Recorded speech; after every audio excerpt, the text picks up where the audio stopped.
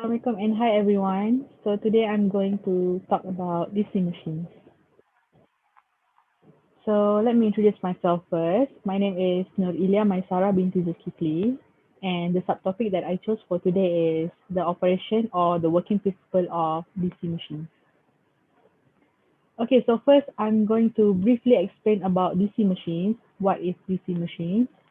Then I'll proceed with the operation principle of DC machines. And lastly, I'll do a very short conclusion for today's topic. Okay, first, DC machines. What is DC machines? So kalau ada orang tanya saya DC machine tu apa, maybe generally saya akan cakap mesin yang gunakan direct current untuk generate sesuatu kot. Sebab ada DC, ada machine. So bila kita explain, elaborate those words, will be like a machine that use direct current that generate something kan. But is it true? Well, a DC machine is an electromechanical energy alteration device. Maksud dia, DC machine ni adalah sebuah device yang alter ataupun yang convert electromechanical energy. Electromechanical energy ni sama ada electrical ke mechanical ke electrical ke, it can be both. So yeah, that is what a DC machine. A DC machine can be classified into two types, which is DC motor and DC generator. DC machine most frequently used for a motor. What are the difference between DC motor and DC generator? So for DC motor, it has a DC current as an input and provides mechanical output. Jadi dalam arti kata mudah, dia tukarkan tenaga elektrik ke tenaga mechanical. Its working principle is based on Fleming's left-hand rule. Okay, yang ni kita akan tengok kejap lagi. Uses commutators for changing the magnetic field polarity. DC generator. It has a mechanical energy as an input and provides DC current as an output. Okay, untuk generator dia terbalik dengan motor. Dia tukarkan tenaga mechanical ke tenaga elektrik. Tadi motor electrical ke mechanical. Sebab itulah DC motor and generator both are categorized as DC machine. Sebab tadi kita dah explain maksud DC machine tu adalah device yang boleh convert either electrical to mechanical or mechanical to electrical. Its working principle is based on Fleming's right-hand rule, uses the commutators in order to cancel the polarization effect. Okay, kat sini kita boleh nampak dua-dua ya, DC motor and DC generator, dua-dua ada commutators, but the function of the commutators for each of them are different.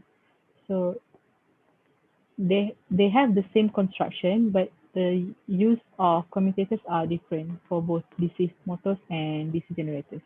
Okay, so now we are going to talk about the operation principle of DC machine. How does DC machines work? So first I'm going to talk about the DC motor. So basically, DC motor works when an electric current flows through a coil within a magnetic field, which later on produces a magnetic force that generates a torque that will rotate the motor, the DC motor. So basically dekat sini kita ada nampak 3 poin ringkas di mana DC motor tu akan work when electric current first, dia akan work when electric current flows through a coil within a magnetic field. Bila ada arus elektrik lalu melalui conductor lah, coil tu conductor lah di antara dua magnet within a magnetic field. Bila ada arus elektrik lalu, dia akan produce satu force. Bila dia lalu within a magnetic field, dia akan produce satu force yang dinamakan magnetic force. Magnetic force ni, bila dia terhasil, dia akan generate torque yang akan rotate the DC motor. So, sekarang kita akan tengok dengan lebih jelas berdasarkan gambar ni. So, tadi kalau dalam ayat mudah, DC motor works when electric current flow through a conductor. So, plate segi empat ni adalah conductor lah. Flow through a conductor within a magnetic field. So, in between these magnets, there are magnetic fields. B ni represent magnetic field. So, bila electric current flow through a conductor within a magnetic field, they will produce a force, which is known as magnetic force. But please note that force akan always perpendicular to current lah. dekat sini dekat sinilah di mana Fleming's left hand rules are applied. So bila current lalu within a magnetic field, they will produce a magnetic force, and this force will create a torque that will rotate this motor. So bila current lalu, dia akan produce satu force. Force ni bila current lalu dari sini, dia akan producekan satu force ke atas, dan force ni lah yang akan menyebabkan DC motor tu rotate.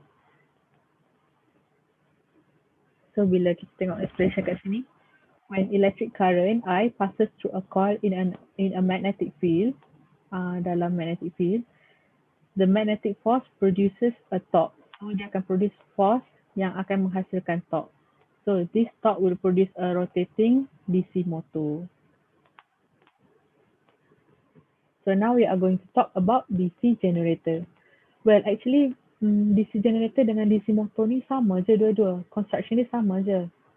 Yang beza satu convert electrical to mechanical and the other one mechanical to electrical. So kalau tadi kita tengok DC motor, dia bila ada current lalu, dia akan menghasilkan force dan force tu yang akan produce torque untuk gerakkan motor. Untuk generator ni, dia terbalik lah. Dia akan produce force yang akan menghasilkan current untuk generate the motor. So kalau kat sini kita boleh nampak DC generator work when force is applied on the coil of wire either by rotating or moving through a magnetic field, which is known as the reverse process of the DC motor, and sebabkan ni dia akan produce current pula, and therefore the DC motor rotates. So dekat sini proses dia berbalik dengan DC motor. DC motor tadi electrical current yang kita supply untuk generate force yang akan produce torque untuk rotate the motor. So for generator dia akan terbalik, force yang kita apply untuk generate current yang akan menghasilkan torque untuk rotate the motor. Okay, kat sini kita boleh nampak construction diagram ni sama je macam DC motor, sebab tu dua-dua ni dinamakan DC machine. Beza dia cuma dari segi function sahaja. So when conductor slashes magnetic flux, an EMF will be generated. Electromotive force will be generated. EMF ni adalah Faraday's law lah. So this electromotive force cause a flow of current when the conductor circuit is closed. Atau macam yang saya terangkan tadi, untuk DC generator dia akan apply force to produce current that will generate torque untuk rotate the motor. So as a conclusion, we both know that DC motor and DC generator, dua-duanya adalah benda yang sama. Construction diagram dia orang juga sama. Beza dia function, dari segi function. DC motor dia convert from electrical to mechanical, generator from mechanical to electrical. In addition, DC machine pun sebenarnya sama macam AC machine sebab both of them includes AC current dengan AC voltage. So, I think that's all from me, and thank you for watching. Bye. Assalamualaikum.